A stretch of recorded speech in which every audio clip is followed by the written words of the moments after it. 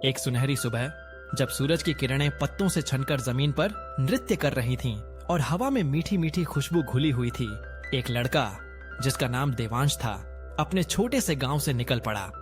देवांश की आंखें हमेशा चमकती रहती थीं और उसके दिल में रोमांच की आग जलती रहती थी। उसने गांव के बूढ़े बुजुर्गों से कहानियां सुनी थीं, एक ऐसे जंगल की जहां पेड़ बातें करते हैं, जहां रहस्य छिपे हैं और जहां हर पत्ता एक नई कहानी कहता है। सबने उसे रोका, देवांश, वह जंगल खतरनाक है, वहां मत जाओ, तुम खो जाओगे। लेकिन देवांश का दिल तो उस अनसुनी आवाज को सुनने के लिए बेताब था जो पेड़ों से निकलती थी।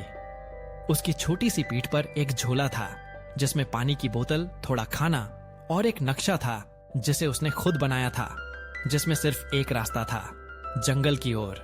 ज्यों ही देवांश ने जंगल में कदम रखा, उसे एक अलग ही दुनिया का एहसास हुआ। हवा में एक अजीब सी ठंडक थी और पेड़ों की ऊंचाई इतनी ज्यादा थी कि सूरज की रोशनी मुश्किल से जमीन तक पहुंच पाती थी। चारों ओर घनी हरियाली थी और अजीब और गरीब आवाजें सुनाई दे रही थीं, जैसे पत्तों का सरसराना, पक्षियों का चहचहाना और दूर कहीं से जानवरों की गूंज। देवांश ने सावधानी से कदम बढ़ाए। हर पत्ता उसे कोई कहानी सुनाता हुआ लगता था और हर टहनी एक नया रास्ता दिखाती हुई। अचानक उसे एक गहरी, धीमी आवाज सुनाई दी, यहां आओ छोटे यात्री। देवांश ठिठक गया। उसने चारों ओर देखा पर कोई दिखाई नहीं दिया। दिल की धड़कनें तेज हो गईं। तभी एक विशाल, प्राचीन बरगद का पेड़, जिसकी जड़ें जमीन में गहराई तक फैली हुई थीं, हिलता हुआ प्रतीत हुआ और उसी से आवाज आई, डरो मत बच्चे, हम तुम्हारा ही इंतजार कर रहे थे। देवांश की आंखें हैरत से खुल गईं। उसने अपनी पलकें झपकाकर सुनिश्चित किया कि वह सपना नहीं देख रहा है। क्या बोल रहे हैं? उसने हकलाते हुए पूछा। बरगद के पेड़ ने अपनी विशाल शाखाओं को धीमे से हिलाया, जैसे वह मुस्कुरा रहा हो। हाँ छोटे देवांश, हम इस जंगल के संरक्षक हैं, संरक्षक हैं और हमें तुम्हारी मदद चाहिए। बरगद के पेड़ ने देवांश को बताया कि इस जंगल की जीवनदायिनी एक जादुई मणि सदियों पहले खो गई थी। यह मणि जंगल की आत्मा थी और उसके बिना जंगल धीरे धीरे मुरझा रहा था। पेड़ों की आवाजें कमजोर पड़ रही थीं और जंगल की हरियाली फीकी पड़ रही थी।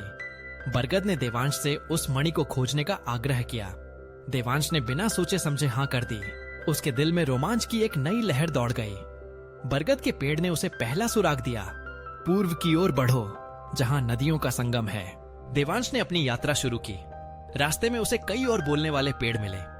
एक शरारती इमली का पेड़ उसे पहेलियां बुझाता और जब देवांश सही उत्तर देता तो वह अपनी टहनियों से उसे ताजी इमली गिरा कर देता। एक शांत पीपल का पेड़, जिसकी पत्तियां हवा में मधुर संगीत पैदा करती थीं, उसे प्राचीन कहानियां सुनाता जो मणि के बारे में सुराग देती थीं। एक बुद्धिमान नीम का पेड़, जिसकी पत्तियां कड़वी थीं पर बातें अमृत जैसी, उसे आने वाले खतरों से आगाह करता और सही रास्ता बताता। देवांश को कई चुनौतियों का सामना करना पड़ा। उसे घनी कांटों वाली झाड़ियों से होकर गुजरना पड़ा, जहां हर कांटा उसे रोकना चाहता था। एक बार वह एक भूल भुलैया जैसी गुफा में फंस गया, जहां हर रास्ता एक जैसा लगता था। बोलने वाले पेड़ों की आवाजें उसे राह दिखाती रहीं। देवांश, दाहिनी ओर मुड़ो, अब सीधा चलो। एक और चुनौती थी, एक विशालकाय सांप, जिसकी चमकती हुई आंखें मणि की रखवाली करती थीं। देवांश ने पेड़ों की सलाह मानी और सांप को चकमा देकर आगे बढ़ गया। हर कदम पर पेड़ों की आवाजें उसे हिम्मत देती थीं, उसे सही दिशा दिखाती थीं और उसे अकेला महसूस नहीं होने देती थीं। कई दिनों के सफर के बाद देवांश एक प्राचीन नदी के किनारे पहुंचा, जहां दो नदियां आपस में मिलती थीं। वहां एक हल्की सी चमक दिखाई दी। पेड़ों ने उसे नदी पार करने में मदद की, अपनी शाखाओं को पुल की तरह फैलाकर। नदी के उस पार एक पुरानी खंडित मूर्ति थी और उसके पास एक छोटी सी गुफा थी। गुफा के अंदर एक अद्भुत चमकदार मणि रखी हुई थी जो धीमी धीमी रोशनी बिखेर रही थी। देवांश समझ गया कि यही वह मणि थी जिसे बरगद के पेड़ ने बताया था। देवांश ने सावधानी से मणि को उठाया। जैसे ही उसके हाथों ने मणि को छुआ, पूरे जंगल में एक तीव्र, सुनहरी रोशनी फैल गई। पेड़ों की आवाजें और भी स्पष्ट और मधुर हो गईं, जैसे वे खुशी से झूम रहे हों। जंगल की मुरझाई हुई पत्तियां फिर से हरी भरी हो गईं और फूलों ने अपनी सुंदरता फिर से बिखेर दी। जंगल में एक नई ऊर्जा का संचार हो गया था। देवांश ने मणि को वापस बरगद के पेड़ के पास ले जाकर रख दिया। बरगद के पेड़ ने अपनी विशाल शाखाओं से उसे धीरे से छुआ, जैसे एक पिता अपने बच्चे को आशीर्वाद देता है। धन्यवाद छोटे दोस्त, बरगद ने कहा, तुमने हमें बचाया है। यह जंगल अब हमेशा तुम्हारा घर रहेगा। देवांश अपने गांव लौट आया, लेकिन वह अब पहले जैसा नहीं था। उसके दिल में जंगल की कहानियां, पेड़ों की आवाजें और साहसिक यात्रा की यादें बसी हुई थीं। उसकी आंखें अब और भी ज्यादा चमकती थीं, क्योंकि उसे पता था कि दुनिया रहस्यों से भरी है और कभी कभी सबसे अद्भुत रोमांच वहीं छिपे होते हैं जहां हम कम से कम उम्मीद करते हैं। देवांश ने अपने गांव के बच्चों को बोलने वाले जंगल की कहानियां सुनाई। उसने उन्हें बताया कि कैसे पेड़ों में भी जीवन होता है और कैसे उनकी बातें सुनने के लिए हमें अपने दिल को खोलना होता है।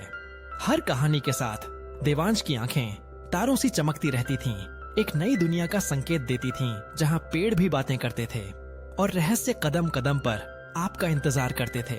और जब भी हवा में पत्तों की सरसराहट सुनाई देती, देवांश को लगता जैसे पेड़ उसे बुला रहे हैं, एक नई कहानी सुनाने के लिए, एक नए रहस्य को सुलझाने के लिए और एक नए रोमांच पर निकलने के लिए। क्या आप भी देवांश के साथ इस रहस्यमयी जंगल में जाना चाहेंगे? दोस्तों, वैज्ञानिकों का कहना है कि जो लोग इस चैनल को सब्सक्राइब करते हैं उनकी हंसी ज्यादा सुरीली होती है। सब्सक्राइब कर लो, वरना आपके फोन में सास बहू सीरियल चलने लगेगा। हम तो चले, अब आपकी बारी है। लाइक, कमेंट और सब्सक्राइब मारो झट से। वीडियो खत्म, अब आप अपनी जिंदगी में लौट सकते हैं। ठीक है, फिर मिलते हैं, मस्त रहिए। सब्सक्राइब करना मत भूलना, वरना अगली बार जोक सुनाने भूत भेजेंगे।